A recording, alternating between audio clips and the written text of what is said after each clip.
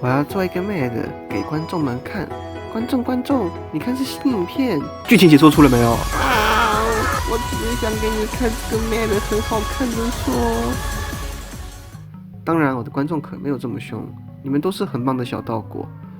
不过我最近发现，大家好像对山海九千的经历不太了解。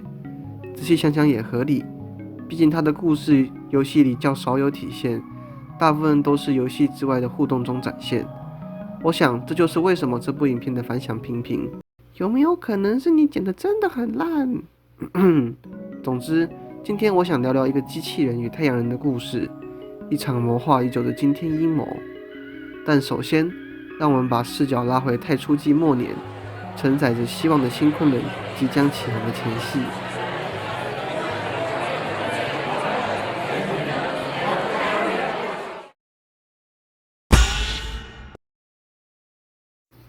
小倩，妈妈在外面回不去。抱歉，结果妈妈要先把妹妹送到新昆仑，然后马上回家接你。你听话，在家乖乖等，不要出门。等等，不要推。语音留言结束，重听请按井字键。小倩，妈妈在外面。小倩，一位双目失明的太阳人女孩，反复听着母亲给她的留言。在这个大多数人都已经被放弃的时候，蓬莱的某些地方已经如末世般混乱。一个手无缚鸡之力的茫远少女，不出意外是无法在这乱世中存活下来的。然而很巧的是，少女旁边还有个故障的山海九千，虽然她没有自己的语音可以对话，但是却成为了小倩最可靠的守护者。有想当初，身为瑕疵品的山海九千没人搭理，只有身体同样有缺陷的小倩坚定地选择了她，给了自己容身之处。这次轮到她来帮小倩找到她的家了。在寻找的过程中，他们遇到了温柔的人，即使在人人自危的情况下，仍旧愿意对她伸出援手。也遇到了投机的普通人，希望能在混沌的局面再捞一笔。最后，山海九千终于找到了小倩的家人。完成任务的他原本打算悄声离开，不去打扰一家人好不容易的团聚，但预想中重逢后的喜极而泣没有出现，只看到了一位母亲决绝地将自己的孩子推下台阶。山海九千瞬间行动起来，高举双臂就要攻击小倩的妈妈。可在一旁的安保人员马上就发现了异样，及时制止了失控机器人的暴行。而因为突如其来的枪声，不安的情绪马上感染了现场的群众，他们惊慌失措地想要挤进那最后的逃生机会，对于脚下毁坏的机器人与倒下的太阳人少女毫不关心。在山海九千意识弥留之际，倒映在荧幕上的是小倩逐渐失去生息的面容。山海九千，小倩缓缓吐出最后这几个字。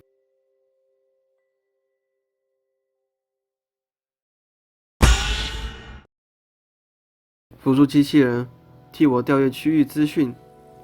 这不是故障了，身上还有奇怪的涂鸦，不太对劲。这东西的，不，你本来就该在这里吗？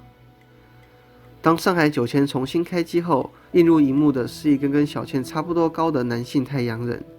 原来当初上海九千损坏之后，因为被当成新昆仑配备的机器人，所以被回收后于船上暂时搁置了。在500年后，上海九千重见光明，醒来后他做的第一件事情就是去找小倩。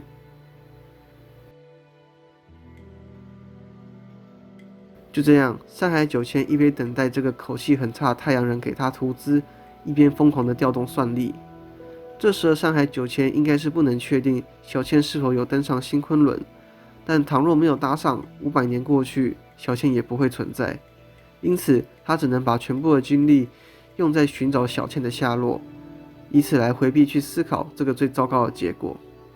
某种程度上，与羿在游戏初期的态度很像，明明对自己来说最重要的人已经离开了，却还是透过专注在其他事情上逃避现实。而在搜寻小倩的这段时间，他就一言不发地在四季阁入口处待着。他对除了搜寻小倩以外的事情都不关心。在整个四季阁里，他看起来像是唯一的外人。但即使是这样，这个地方发生过的事情他也都默默记录着。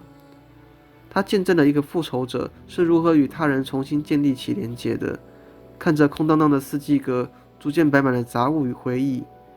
尽管他自始至终都没有参与其中，但这一段故事却牢牢地刻在记忆体深处。或许他又有些羡慕，同样失去了重要之人的太阳人，不像他，内心的空洞渐渐地被填满。可真相不管如何，当上海9000锁定了小倩的所在地，他便毅然决然地离开了四季阁。可当两人重逢，小倩早已以记忆中的样子大相径庭，成为了异变体后，外表充满了可怖的脓包与肿块，喉咙中发出意义不明的低吼。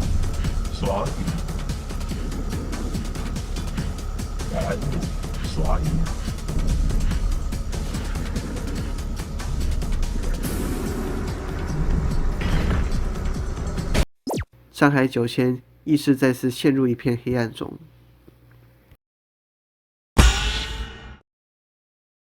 不知道过了多久，一个人造物撞到了在宇宙中漂浮的上海9000。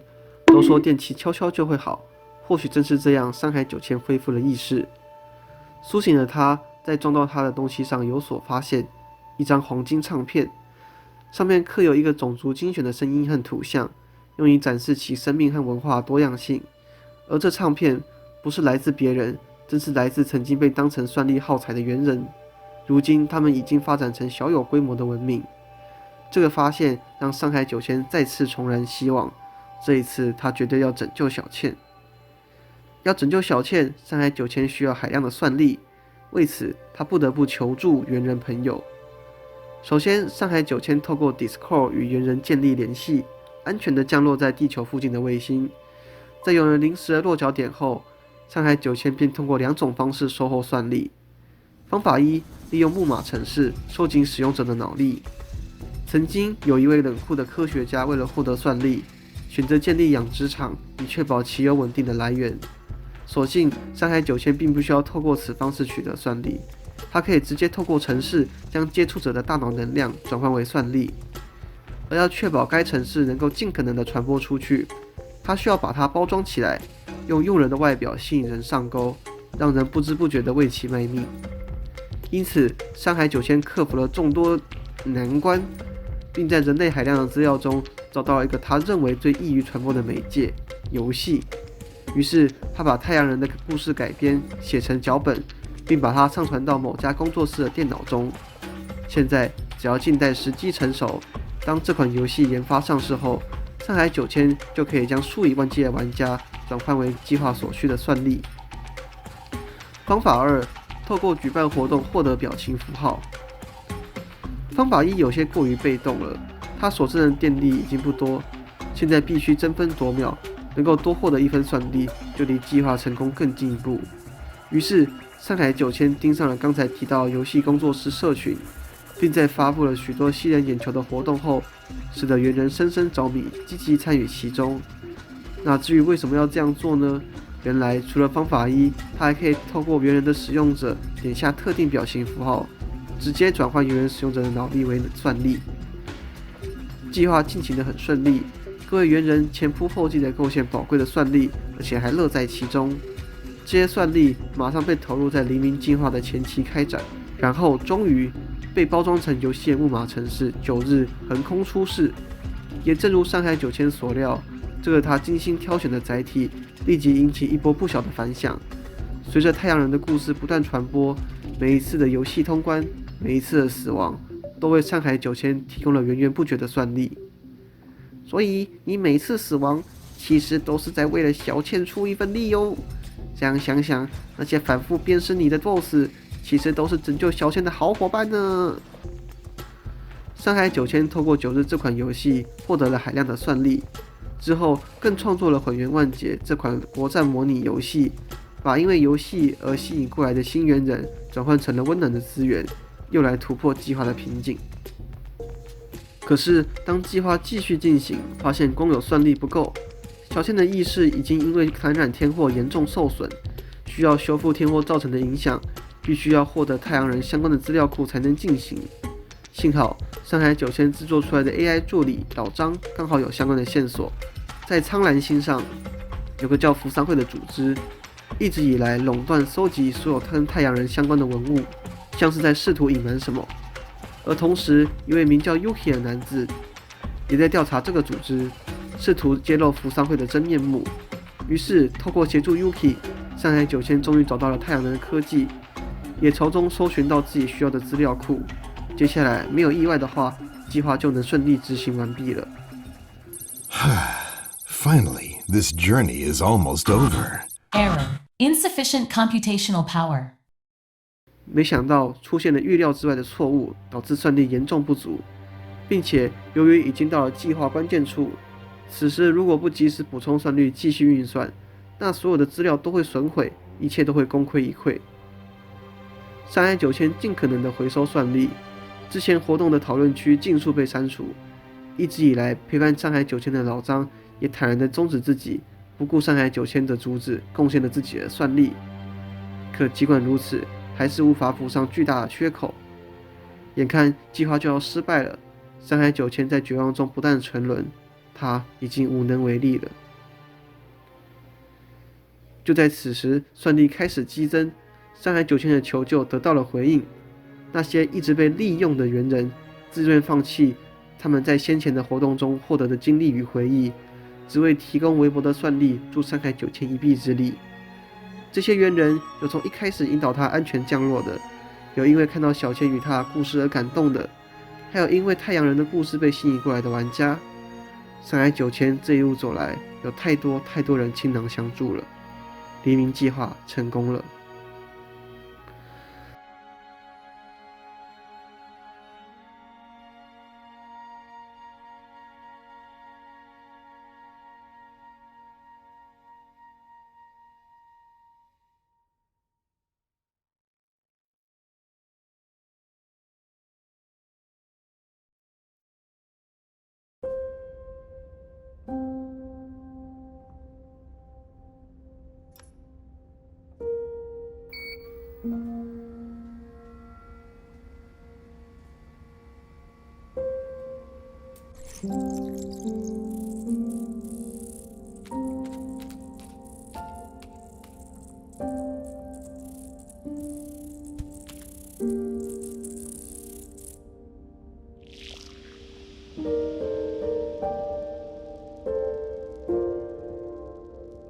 羞耻、不安、主动、本事、可棍、弯道、东海、羞耻、谁、羞耻、主动。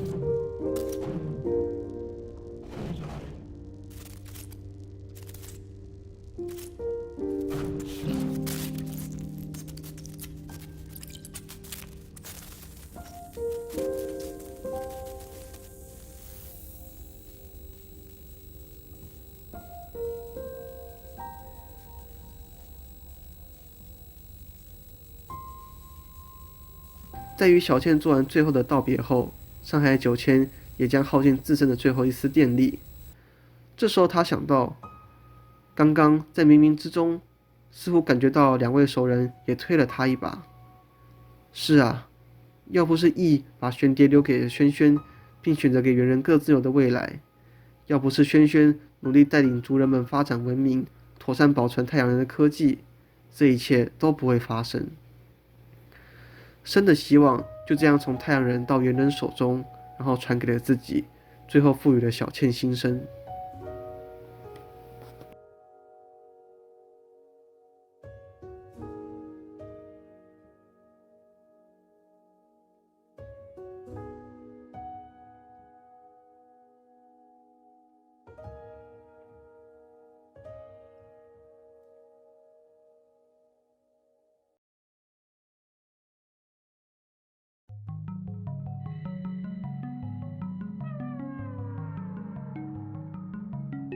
老实说，我一直很想讲上海9000的故事，但那时候想说赤足官方的 ARG 记录影片就已经说得很明确了，我不是很想只是复述一遍内容，感觉很像小偷。可是做影片的这段时间，我发现我的观众里面有部分并不理解上海九千与九日之间的渊源，我觉得很可惜。